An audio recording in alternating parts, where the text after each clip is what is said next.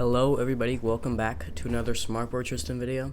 Today's video, we are doing alternate future of the United States. This is the third episode. Last time, we ended off with the, Atlantic War that also involved Texas and this alliance forming in the Rocky Mountains, which is economic and military. And to start off this video, we are going to go ahead and do a war over here in the northeastern / mid-Atlantic area. We are going to have this New England state that I made last episode, New York, and Pennsylvania will be joining. Now we could get Ohio and maybe Michigan involved, but we're not going to do that because they were involved in a war with each other last episode and they were all helping. But right now we are going to start this war. So since New York is the aggressor of this war, they will be invading first, obviously, but they will start their invasion around here in Connecticut and Massachusetts, trying to push for Hartford and Boston, although Boston's like over here, I'm pretty sure. But they do manage to make a push into Connecticut. It's not really Connecticut anymore, but Pennsylvania is going to start a push into New York and try and push for New York City. I don't know many cities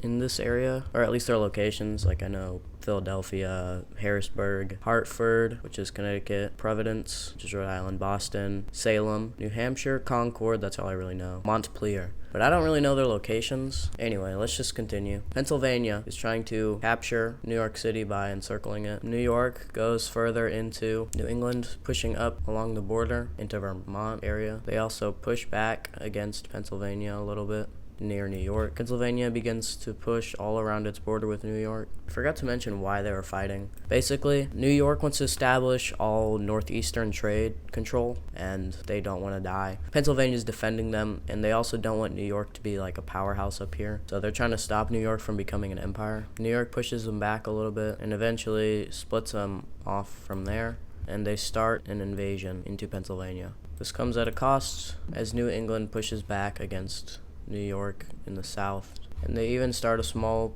push into actual New York. It's very small, you can barely see it. It's this little area right there. They make a little bigger of a push, but other than that, not that much. I'm pretty sure New York can recover, but they do manage to push back up here a little bit. New York goes deeper into Pennsylvania, trying a more bulge technique. They invade a little bit into this area that Pennsylvania took control of. Now, it might seem that this war is kind of really tied, but that is about to change. New York starts an invasion, a spearhead, trying to reach Boston, which is the capital of New England. And Rhode Island is captured, I think, and Connecticut is split from the rest. They are still alive, however. They're slowly being crushed, and this invasion into New York is stopped, as they are just trying to defend themselves. However, New Jersey decides to join in this war, as they feel it's not fair that New York gets to just push around New England and kind of Pennsylvania. Not really, though. But this brings a whole front to the war, as they start to push into New York City, managing to capture it. Long Island is not captured, but it is split from the rest of New York. New York gets pushed back, not really pushed back, but they decide to retreat out of New England a little bit so they can defend their largest city and the largest city in the United States. They do manage to push in and get a little bit of a sort of strip of land so they can actually reach New York. They start a little invasion into New Jersey, and they go after Connecticut. They start a more northern invasion, taking most of Vermont, and I'm pretty sure their capital. However, they are almost completely pushed out of Pennsylvania, and Pennsylvania starts push towards the capital. They also start focusing more on the lake areas. So Albany is here. So it's not looking good for New York. Pennsylvania continues to push on the coast. New England starts pushing back against New York quite a bit. They even manage to split their troops in half. They see an opening and they decide to take it, pushing into New York. Now, this might look bad for New York, but it's not all bad, as they decide to focus more on New York City, pushing out more of New Jersey. They push out Pennsylvania a little bit on the coast, and they push out New England a little bit. They take their troops out of Pennsylvania so they can focus more on these areas. Although it does not go that well, as Pennsylvania just decides to push into New York even more. New York pushes further north, capturing the most northern parts of New Hampshire and Vermont, and then going south. New England pushes them out of the southern parts, pushes them back a little bit, but in the end, New York's capital, Albany, is captured by New England, as they just make a push for it. They still have New York barely, although it is cut off, and New York decides to surrender. So let's take a look at a peace treaty. Alright, so here is the peace treaty. Pennsylvania got a little more access to this lake. I think it's Lake Ontario. New Jersey got a little bit of land just in the north. New York got some of the northern parts of New England, which is just Vermont and New Hampshire. It also goes along a river, so this is actually a river border. 2 rivers, actually. And New Jersey now actually owns Statue of Liberty. That's in the thing because New York and New Jersey have been arguing over that for hundreds of years. But let's move on to the next war. Okay, so this is technically not a war, but I realized this whenever I was editing my last video, that Utah couldn't function as a state because it doesn't even have its capital, and I don't think that any of this land is really valuable. So we're just gonna give it to Colorado. There we go. And now we are going to have our first alliance war. So if you look at the alliance map, you may notice Texas and the rest of its alliance are split apart besides this area. And this is a military alliance, and this is a military alliance. So what happens when 2 military alliances that border each other and are blocking from the other alliance? Well, that's right, you invade them. But let's just get into that. So here are the teams.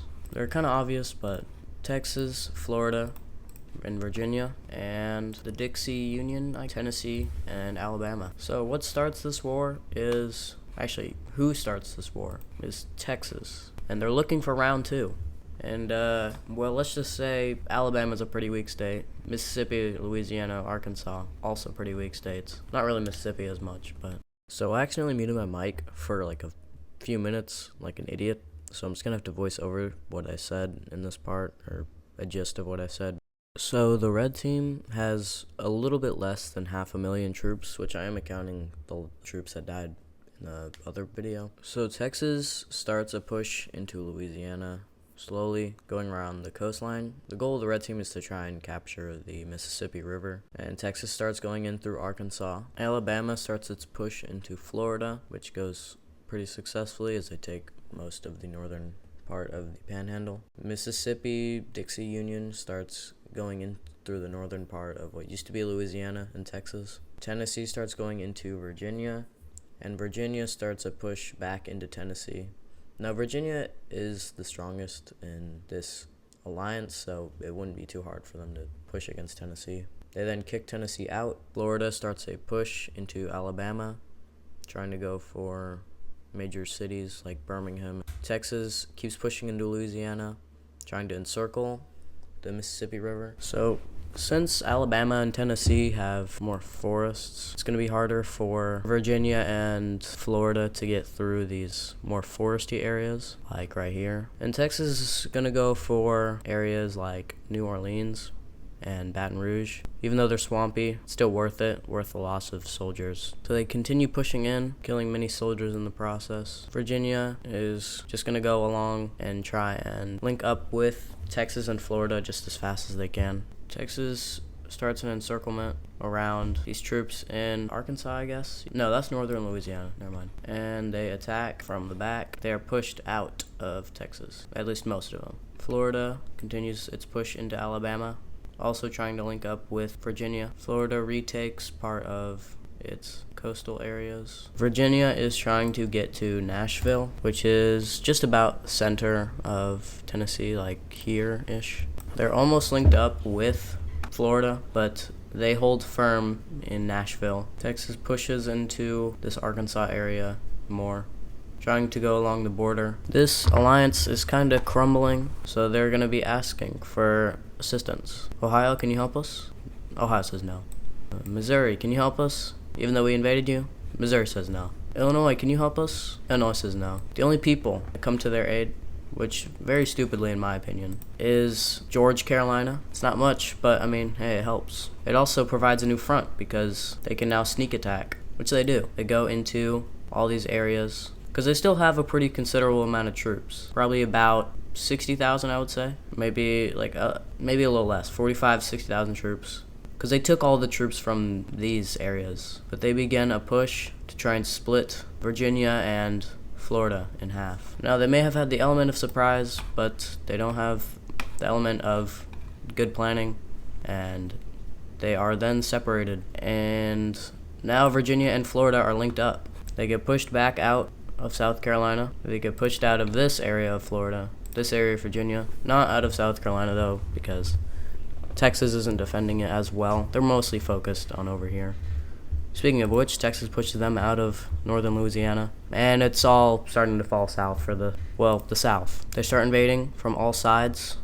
It gave them false hope, because nothing really got accomplished. Texas links up with its other forces in the Mississippi part and Arkansas. They surround Baton Rouge. They dig in for a siege of the city. Florida kicks Alabama out of Florida. They begin a push into the beaches to try and connect up with Texas. They help with the siege. Florida has a pretty good navy in the Gulf of Mexico, but I guess now it's called the Gulf of America. So they do a naval invasion, which goes very successfully. They now control the Mississippi River. This is not good at all for Dixie, I guess, as now they can use the Mississippi River to invade, which is what they do. They come here. I don't know the exact borders of the Mississippi, but I know it's like this-ish. They go up using Mississippi. They cut this area. Virginia finally captures Nashville, and it's all over. They get pushed out of Texas area of South Carolina. They get pushed into, get slowly encircled, and eventually they surrender. I'm pretty sure Alabama's capital is captured. The most northern part of the country has fallen. The last that is left is Little Rock in Arkansas, last major city. They use a spearhead, and they capture it. So now, this part is forced to surrender. All that is left is Mississippi. They are now entirely surrounded. Tennessee does a smart thing and surrenders. Alabama surrenders. And finally, Dixie Union decides to surrender. So now, let's take a look at a peace treaty. Okay, so here is the peace treaty. Florida gets basically most of Mississippi and Alabama and Georgia. Texas gets a little more of Louisiana, and they get all of the Arkansas area. Virginia gets the rest of like the North Carolina area, and Tennessee, it's like a military base, kind of like a military hub. And actually, I'm going to go ahead and give this South Carolina thing that Texas owns, I'm going to give it to Virginia. Just because now they border each other, there's nothing in the way. And they gave this little piece of land that Dixie, whatever it was, took from them. They gave Missouri back this piece of land because that's not right what they did. And justification for why we set war on them. And then there's also this little area of land, which in the peace treaty, Florida and Texas couldn't decide who it was given to. So it's just going to become its own state, but it's basically just a puppet of the alliance. So let me update the alliance map really quick. So this is the before the war, and then this is after. I'll show you this, and then let's cut to the new alliance map. Okay, so here's the new alliance map. The darker color of the regular color means that it's a puppet of the alliance or a puppet of one of the members. In this case, it's a puppet of the alliance. I also updated Colorado and Utah and up over here because that hadn't been updated yet. So now we're going to move on to a small border, not really border, but a small dispute between Maryland, Delaware, and Virginia. Now Virginia is the one invading, so they don't really need, Texas and Florida aren't forced to join the war. And Virginia has said they don't really need their help because, it's Maryland. Maryland only has about 60,000 troops, Delaware has 7,000. And it is basically a fight over control of Washington, D.C., and border disputes in the Delmarva Peninsula. So let's really zoom in here, because Maryland's pretty tiny. So this is Washington, D.C., the United States capital, if you didn't know. A lot of people think it's New York City. Not really a lot, but some people think it's New York City when it's really Washington, D.C. So since this is a shorter war, I'm going to be more detailed about it. So, Virginia and Maryland had been clashing about this ever since the start, or I guess the collapse of the United States. They argued about who should get control over Washington, D.C., because I'm pretty sure there's a lot of military stuff there. And also, it has a bunch of the United States information, like government information and stuff. So it could tell them how it got collapsed, or government secrets that were never shared to the public or to the other states. So, I'm going to make Washington, D.C. yellow, because technically a third party, even though no one's really fighting there. Okay, so in the east, Maryland is very mountainous because of the Appalachian Mountains. Also, I think over here with Virginia as well. Their coastline is very like rugged, so it's hard to, not really hard to do a naval landing, but, and then over here is more like flat agricultural area. The Delmarva Peninsula is very flat, and in the middle there's some plateaus.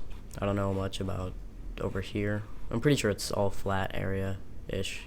But Virginia is going to go ahead and start its invasion. They try and go for more of a encirclement of Washington D.C. so they can lay a siege to it. Maryland decides to do a naval landing of this island right here. Not really much of a point to it.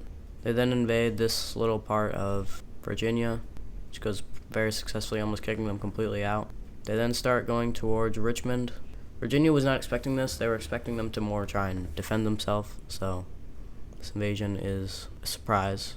So I figured out how to do naval stuff. So we're going to do some naval battles. So Maryland's navy is kind of here-ish, then Delaware's is over here. But this is basically their naval influence, and this as well, because they're going to try and do a naval landing, and they have this whole place surrounded.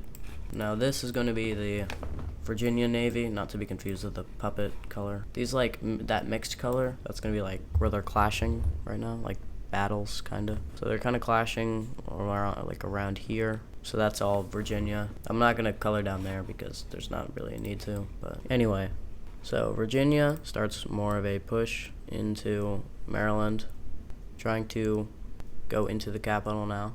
Maryland takes the whole peninsula thing. Maryland goes towards Richmond. Okay, so Richmond is actually way down here. Yeah, way down like here. So they're trying to get to like here, and they're trying to get to here. So who do you think's gonna get there faster? But Maryland does manage to push them back a little bit from the capital. Not that much though. Virginia's not really focused on over here because they don't think that Maryland will get to their capital in time. They are still defending it, but not as much as they should be. So now Virginia is going to be trying to get Maryland to surrender via terrorizing the civilians and taking over all their land instead of trying to get to Washington D.C. first. So Baltimore is here. So they're going to try and go for Baltimore and just take over land. Maryland goes for a naval landing to try and get to Richmond. Virginia pushes them back out away from Richmond. Virginia's trying to take over the rest of this, but it's very rugged mountain, so it's taking days to get through. As you can see, barely moving, like at all. They'd have more luck trying to get into Washington, D.C. But eventually, Virginia splits them in two, crashes into them, killing them all, pushes them back a little bit away from Richmond. And as you can see, they have pushed into the peninsula waters, at least this little bay. I think it's Chesapeake Bay. And they're slowly moving up, which is what they should have been doing in the first place instead of giving Maryland all the control. They push them back a little more, eventually pushing them out of Virginia and starting to push into Maryland, going towards Baltimore and just on the border of D.C. on both sides, actually. They're trying to meet up, but Maryland stops this, barely holding on. I mean, hey, at least you captured the mountains. Maryland wasn't really using that for anything, but you captured it. Virginia goes further up here, capturing more of Maryland's naval superiority, eventually kicking them out of here and starting a naval invasion into Delaware, which goes successfully as they take over most of the state, and then they start going even more south and this island back. They start another naval invasion right here. They take the whole coast. Delaware decides to surrender, probably a good thing. Maryland, however, is not saying they will surrender. I don't know why. They're very stupid. Virginia pushes into all of there, eventually starting a naval invasion on the entire Chesapeake Bay area surrounding Washington, D.C., taking Baltimore, cutting them in half, and eventually, after about a month or two of fighting, they decide to surrender, and they capture Washington, D.C. Now let's zoom out and see really how minuscule that war was in the grand scheme of things. Yep. And now let's take a look at a peace treaty. Okay, so here's the before and after. Basically, Virginia got the entire Delmarva Peninsula, and they got Washington, D.C. Surprisingly, Maryland does continue to exist, but they just lost a little bit of their southern parts, this area right here. But they still do exist. barely. But let me update the map really quick. Alright, so here's the updated map. As you can see, I gave Virginia, Washington D.C, and its other Delmarva Peninsula. And to finish off today's episode, we're going to be giving Idaho the Oregon thing that I showed you guys in my Fixing the United States Borders video. Basically, there's this movement in the western part of Oregon that wants to join Idaho, and in exchange for this, Idaho will be joining the Economic Alliance. I know it's technically not Pacific, but well, they'll just join the alliance. It'll help their economy. Okay, so I did this Greater Idaho movement into Oregon, and in exchange they joined the Pacific Alliance, or Union, the PU, you could say. And that is going to be the end of today's video. Hope you enjoyed, and I see you guys in the next one. Goodbye!